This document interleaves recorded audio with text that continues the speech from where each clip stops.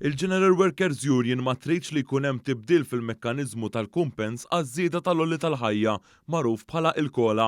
F'kummenti ma' din il-Kamra tal-Aħbarijiet, is-Segretarju Ġenerali tal-General Workers Union qal kif dan il-ftehim ilu fis-seħħ mill-bidu għad-disajnijiet u kien ġie iffirmat bejn sħab soċjali kollha.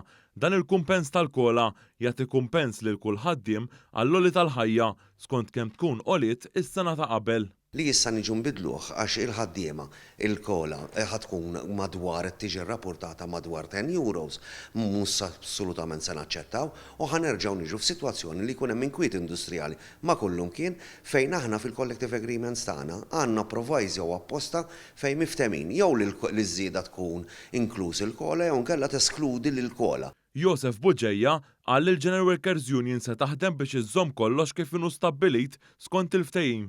Li jidħol xi ħadd u jipprova jindaħal f'dak li ġie nnegozjat mi aċċettabbli qatt ġa minna kawża konna rbaħnija u jekk ikun hemm meħtieġa barra relazzjoni industrijali anki kawżi l-qorti niftħu.